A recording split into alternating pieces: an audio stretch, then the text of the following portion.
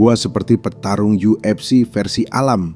Jika tidak menghajarmu dengan benda tumpul, mereka akan memutus pasokan udara. Namun manusia tetap berpikir, ayo kita lihat. Hari ini kita akan mengeksplorasi gua-gua paling mematikan di dunia. Tidak ada tempat yang lebih baik untuk memulai petualangan penelusuran gua ini selain dengan sistem gua terbesar di dunia yang dikenal manusia. Dengan nama Gua Mammoth, pasti kamu mengira ada banyak ruang untuk bergerak dan ya, tidak mati.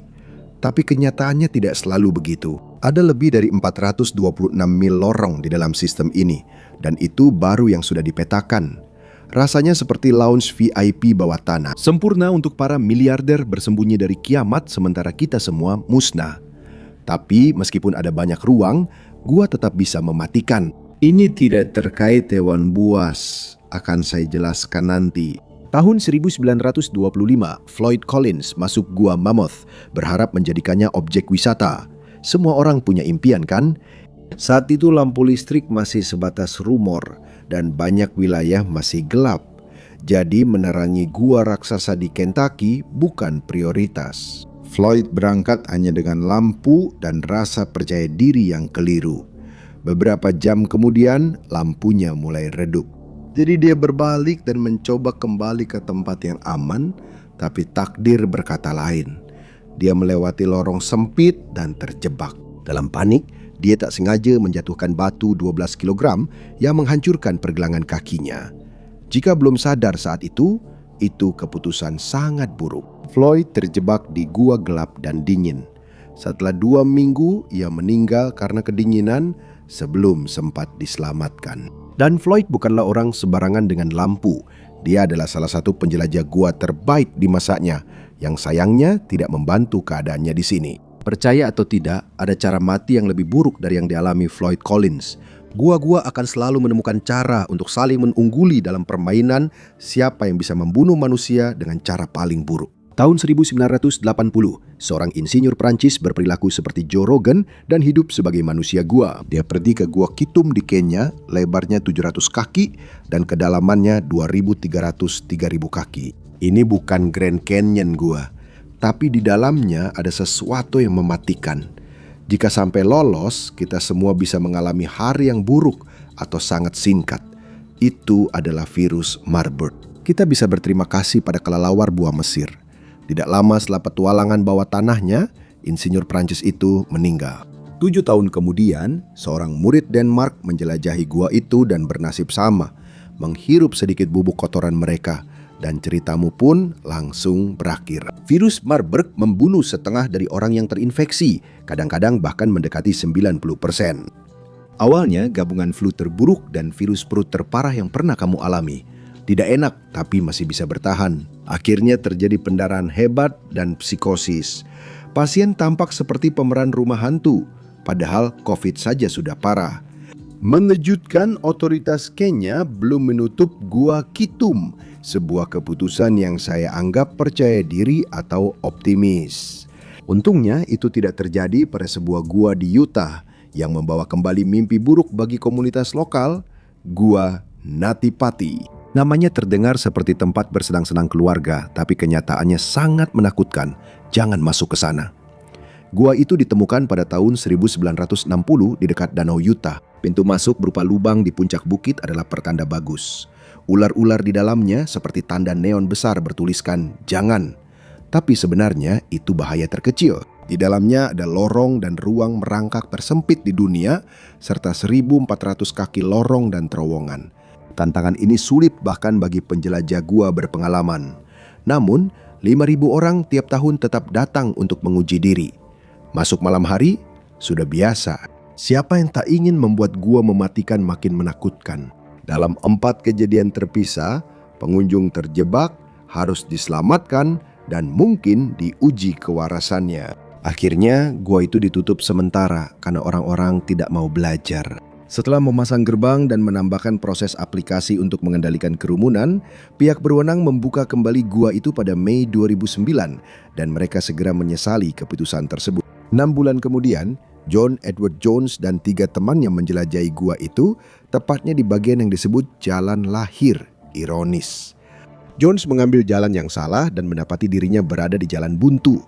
Tidak ada jalan lain kecuali ke bawah, jalan yang ia kira akan membawanya ke pintu keluar. Lorong 10 kali 18 inci itu tampak sengaja dibuat untuk menimbulkan kepanikan, bukan untuk manusia.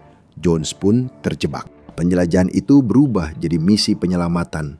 Selama lebih dari sehari, Jones tergantung terbalik dan penyelamat berusaha keras membawanya ke permukaan. Sistem tali dan katrol sempat memberi harapan sebelum gagal. Jones kembali jatuh ke lorong itu. Gravitasi 1, penyelamat 0. Manusia tidak diciptakan untuk menjadi kelelawar paruh waktu. Jantung Jones tak kuat. Ia pun meninggal. Mengeluarkan jasadnya terlalu berisiko, jadi hanya satu pilihan.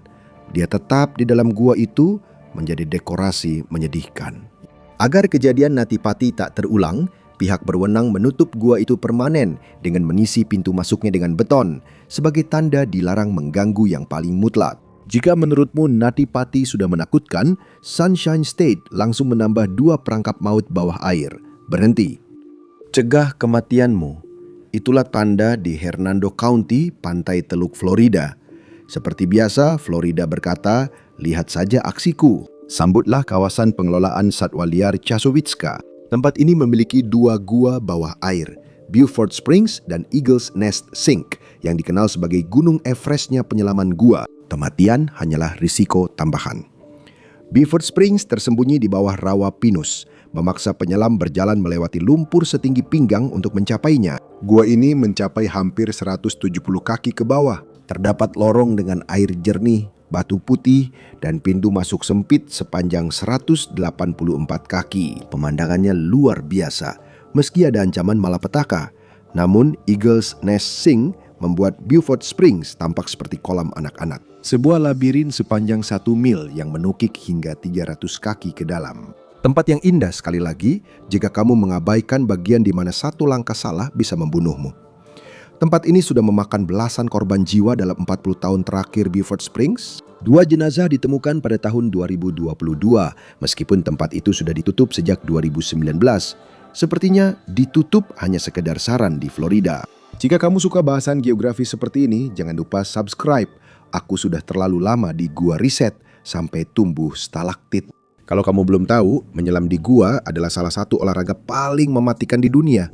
Maksudku tentu saja ini bukan merajut, tapi reputasinya mungkin agak berlebihan. Banyak penyelam yang bertemu malaikat maut biasanya melewatkan pelatihan, membawa perlengkapan terlalu optimis, atau membuat keputusan yang bertentangan dengan akal sehat.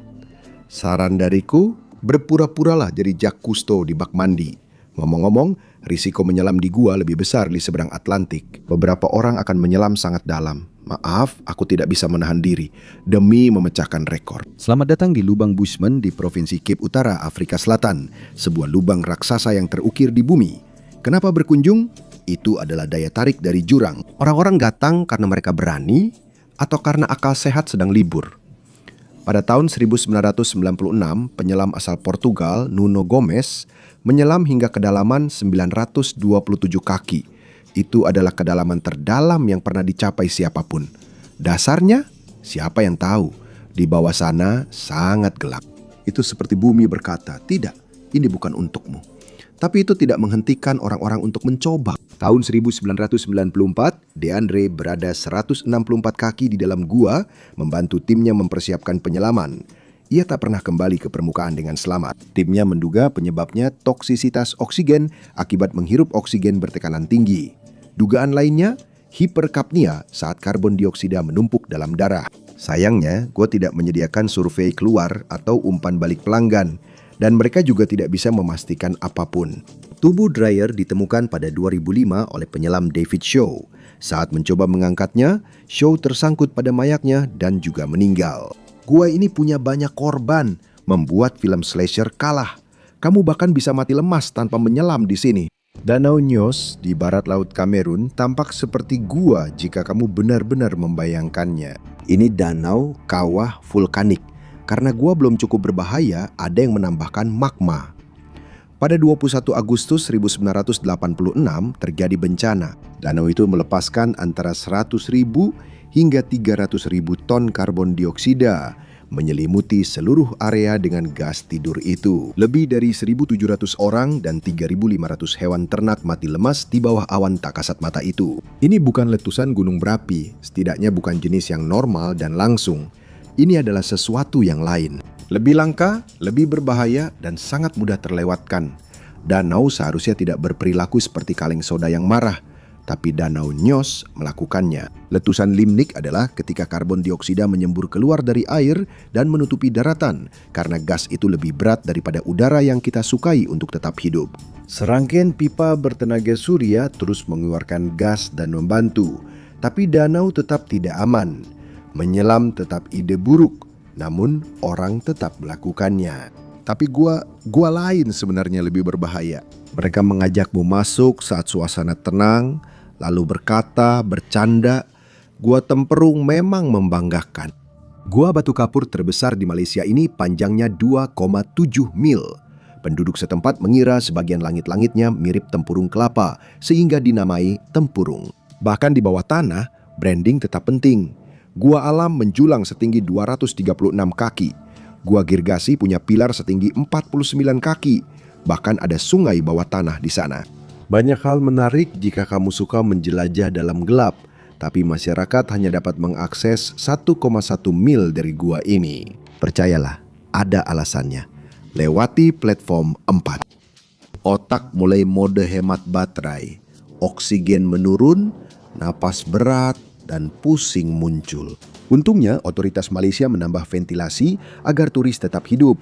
Namun, jika melewati area yang diizinkan, situasinya bisa cepat berbahaya. Udara di sana tipis, berat, dan tidak terlalu peduli untuk membuatmu tetap sadar. Bertahan di udara tipis Tempurung, bagus. Sekarang, mari kita lihat apakah kamu bisa menghadapi tempat yang nyaris memanggangmu. Jika ada kontes kecantikan gua kristal di Meksiko pasti menang telak. Ya, mungkin pilihan kata yang kurang tepat. Para penambang baru menemukannya pada tahun 2000. Alih-alih urat biji, mereka menemukan kristal gipsum raksasa. Ditambah lagi, ada perak, seng, dan timbal sebagai bonus. Penyebabnya, beberapa kristalnya sangat besar, bahkan King Kong bisa memanjatnya. Yang terbesar tingginya sekitar 37 kaki. Namun jangan berencana mengunjungi tempat itu. Gua itu belum dibuka sejak tahun 2015, dan ada beberapa alasan untuk itu. Pertama, gua itu sering banjir, sering sekali. Kini, setelah tidak beroperasi, gua itu seperti akuarium mineral raksasa. Karena tidak berpura-pura jadi Atlantis, gua itu justru meniru neraka. Suhu di sana dapat mencapai 136 derajat Fahrenheit, melebihi rekor Furnace Creek sebesar 134 derajat Fahrenheit pada 1913. Kalau kamu bisa mengalahkan Death Valley, itu artinya kamu benar-benar pamer. Dan kemudian ada kelembapan hampir 100%. Bayangkan New York di bulan Juli, tapi lebih panas hingga udara terasa berkeringat. Tubuhmu seperti oven rusak, berkeringat pun sia-sia. Mendinginkan diri mustahil. 10 menit di sana, organ dalammu akan mengajukan pengunduran diri. Mau lihat kristalnya? Kamu harus seperti di film fiksi ilmiah dan memakai baju pendingin khusus untuk seluruh tubuh. Air dipompa lewat selang ke kasur pendingin yang membungkus tubuhmu. Selamat, kini kamu jadi pendingin udara portabel berkaki. Setelah gua yang ingin memanggangmu, mari sejukkan diri di Selandia Baru, di mana guanya tampak lebih ramah. Distrik Waitomo di Pulau Utara Selandia Baru memiliki lebih dari 300 gua. Namun gua Glowworm Waitomo adalah yang paling populer. Lebih dari 500.000 orang tiap tahun datang ke sini untuk naik perahu santai di bawah langit biru hijau. Tempat ini terlihat seperti galaksi kecil, dan semua itu berkat serangga kecil, kunang-kunang, yang merupakan lampu paling kecil dari alam. Namun tempat ini dikelola dengan presisi militer. Hujan di luar, banjir langsung di dalam.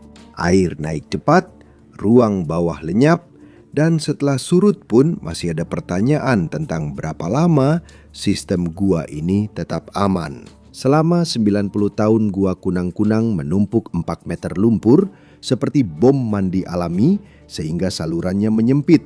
Sekarang air mengalir deras, mirip keran tertutup ibu jari. 2 tahun lalu, wilayah ini juga mengalami banjir bandang akibat badai besar. Gua-gua itu beruntung, tapi kejadian itu menunjukkan situasi bisa cepat berubah. Dari naik perahu tenang, menjadi arung jeram di dalam ruangan. Jika banjir tiba-tiba terjadi saat pengunjung di dalam, bisa jadi bencana. Sejarah membuktikannya. Gua Tam Duang di Thailand sepanjang 6,2 mil pada Juni 2018 menjadi escape room paling menakutkan di dunia. Pada 23 Juni, 12 anggota tim sepak bola lokal dan asisten pelatih masuk gua saat puncak musim hujan. Keputusan itu segera dihukum oleh gua. Ruang sempit terendam banjir, memaksa tim mundur 2,5 mil dan terjebak di tebing kecil berbatu. Jam berganti hari dan minggu.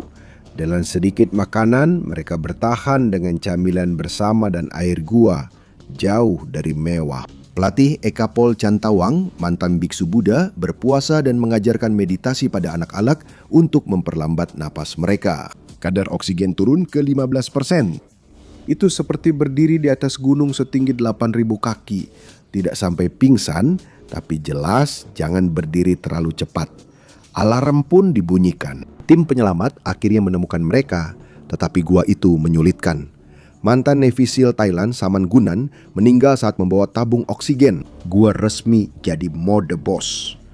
Tak lama, hampir 10.000 orang terlibat dalam penyelamatan. Penyelam, tentara, polisi, insinyur, bahkan sepupu yang ahli gua, semua hadir di sana.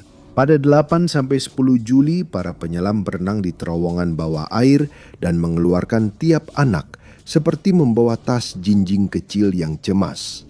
Setiap anak dan pelatih mereka berhasil keluar dengan selamat. Gunan dihormati. Beirut Pakbara, anggota SEAL Thailand, meninggal setahun kemudian karena infeksi darah terkait operasi itu. Tam Long masih ditutup saat musim hujan agar kejadian serupa tak terulang. Setelah penyelamatan legendaris di Thailand, kita ke Afrika Selatan, di mana gua-gua terkenal karena menelan penyelam, bukan keajaibannya. Pada September 1984, Peter Phil Holsel yang berusia 29 tahun dan 2 temannya melakukan perjalanan ke Gua Sterkfontein di dekat Johannesburg. Gua-gua tersebut terkenal dengan lorong-lorong sempit, terowongan yang tergenang air, dan danau yang seharusnya diberi peringatan serius. Rencana mereka mengikuti tali penunjuk, menuju Milner Hall, ambil data, lalu pulang. Mudah. Seperti di film bencana, tim pun berpisah. Penyelam terbaik maju dulu untuk memasang penanda, sedangkan Peter dan rekannya yang kurang berpengalaman mengikuti. Apa yang bisa salah? Peter dan timnya masuk ke dalam gua dengan perlengkapan menyelam gua seperti biasa. Tabung ganda, wetsuit tebal, tali penuntun, semua perlengkapan jangan mati hari ini. Semua berjalan lancar, sampai Peter melihat terowongan gelap misterius dan berkata, "Wah, apa ini?" Ia pun melepas tali penuntun.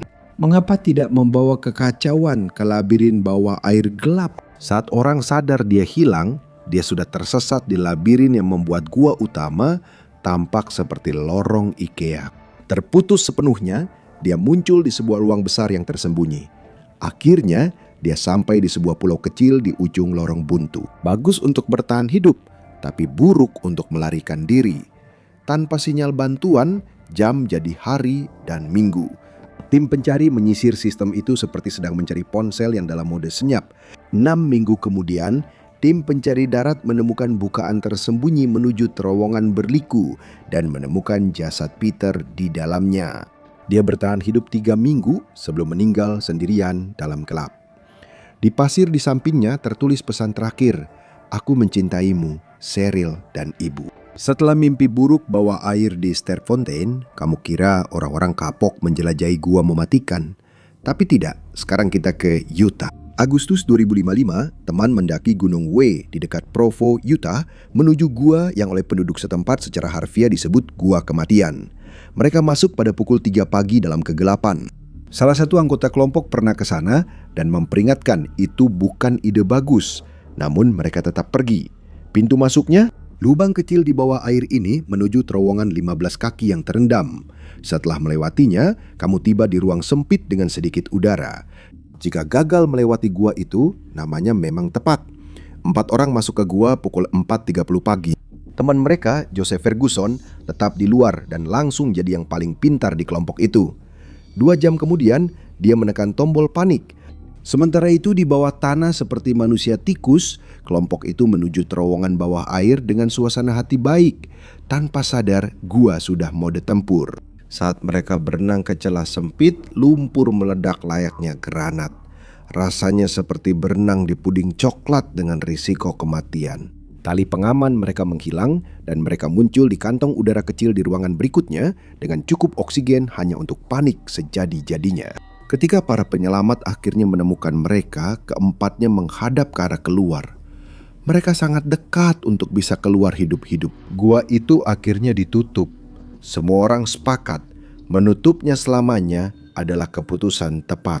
Kalau kamu pikir gua maut sudah buruk, Inggris justru membalas dengan sistem gua yang mempercepat konsep tenggelam. Mossdale Caverns di Yorkshire, Inggris adalah salah satu gua paling mematikan di negara ini dan secara resmi sangat berbahaya. Serius, itu benar-benar ada.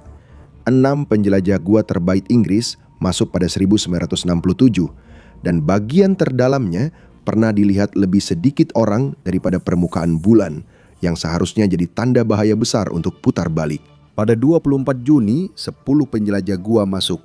3 jam kemudian, cuaca memburuk drastis. 4 penjelajah gua merasakan alarm, tidak hari ini setan, dan memutuskan kembali. 6 orang sisanya memutuskan akal sehat harus libur hari itu dan terus masuk lebih dalam, mencari sesuatu untuk dibanggakan. Gua membalas dengan menyebarkan kabar kematian. Saat mereka sampai di bagian terdalam dan tersempit, mereka mendengarnya. Hal paling ditakuti penjelajah gua adalah suara air deras. Ruangan tempat mereka terjebak langsung terisi air. Banjir di kedua sisi, 6 pria terjepit di langit-langit dan tidak ada pilihan selain panik. Di luar, Morak Forbes yang berhasil keluar kembali dan mendapati pintu masuk gua terendam air, pertanda buruk. Dia berlari 2,5 mil ke kota terdekat untuk meminta bantuan. Semua ahli penyelamat yang ditemuinya langsung ke lokasi. Saat gua banjir secepat ini, kamu bukan hanya melawan air, tapi juga maut. Terlambat sedikit, penyelamatan bisa berubah jadi evakuasi jenazah. Usaha terbaik mereka ibarat perang parit, benar-benar menggali saluran untuk menguras air yang naik. Banjir sangat tinggi hingga penyelamat baru bisa mulai esok harinya. Gua itu seakan berkata, kembali saja nanti. Saat air surut, penyelamat masuk gua dan sadar ini bukan penyelamatan, melainkan pembersihan. 5 jenazah ditemukan di lorong-lorong sempit yang panjang. Sempat ada harapan korban ke-6 lolos secara ajaib, namun ternyata tidak.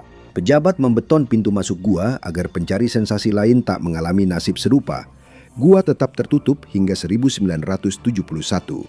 Teman-teman korban lalu diizinkan menguburkan mereka jauh di gua berlumpur. Itu tetap menjadi bencana paling mematikan dalam sejarah penelusuran gua Inggris. Sebuah pencapaian yang mungkin tidak ingin dibanggakan oleh Mossdale. Setelah tragedi Mossdale, Anda mungkin mengira Inggris akan berhenti menjelajahi gua berbahaya. Namun muncul lagi satu gua dengan nama lebih menyeramkan. Pada 22 Maret 1959, seorang mahasiswa Oxford berusia 20 tahun terjebak di Devil's Arse. Nama aslinya memang begitu. Itu memang julukan asli Pig's Cavern dan sangat tepat. Jika terjebak di sana, Anda akan menghirup banyak gas beracun. Sayangnya, Neil Moss akan mengalaminya langsung. Neil adalah anggota Asosiasi Speleologi Inggris yang merupakan sebutan keren untuk klub penjelajah gua. Dan masalah Neil, kepercayaan dirinya jauh melampaui kemampuannya. Sekitar 1.000 kaki di dalam, Neil menemukan lorong sempit dan berliku di ruang stalagmit. Lorong itu selebar 18 inci dan sedalam 40 kaki, seperti lubang buatan orang yang membenci manusia. Neil ingin mendekat.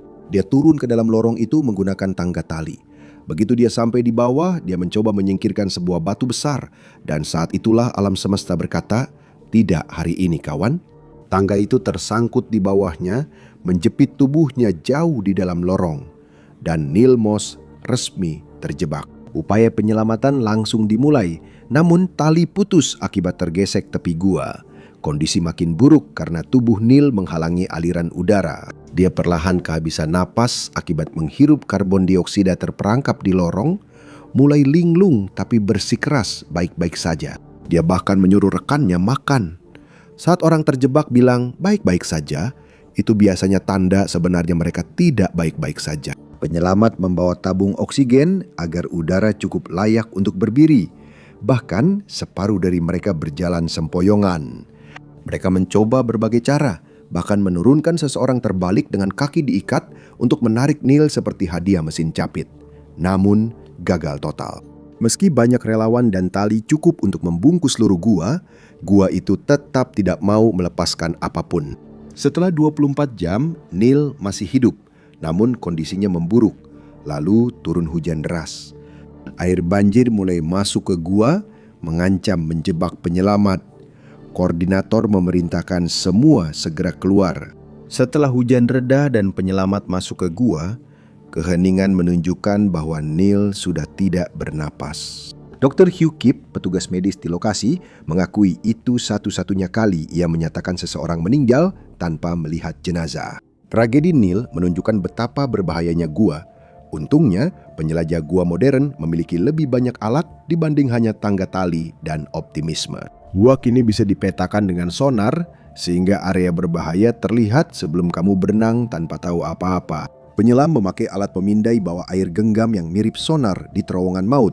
Setiap info tambahan sangat berguna. Di atas air, sensor udara memantau bahaya gua yang sering diabaikan manusia. Tingkat karbon dioksida, suhu, kelembapan, dan bahaya lingkungan lain.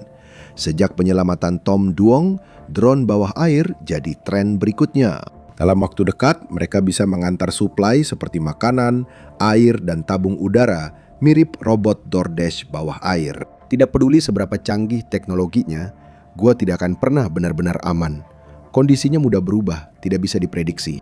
Saat gua ingin menghancurkan harimu, tak ada peringatan, langsung menyerang. Tapi manusia tetap penasaran. Kita melihat lubang di tanah dan mengira ada sesuatu yang menarik di dalamnya. Para penjelajah gua memiliki kepercayaan diri seperti orang yang sudah terlalu lama berlatih, sehingga sayang jika tidak digunakan.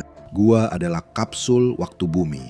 Gua-gua itu berusia jutaan tahun, namun beberapa menyimpan rahasianya dengan cara lama, yaitu mematikan lampu dan membiarkan kegelapan bekerja. Terima kasih sudah bergabung bersama saya hari ini. Saya harap kamu menikmati videonya. Dan jika kamu ingin melihat lebih banyak video seperti ini, silakan pertimbangkan untuk berlangganan dan aktifkan notifikasi. Itu benar-benar sangat membantu. Terima kasih sekali lagi dan sampai jumpa lagi di Mepek.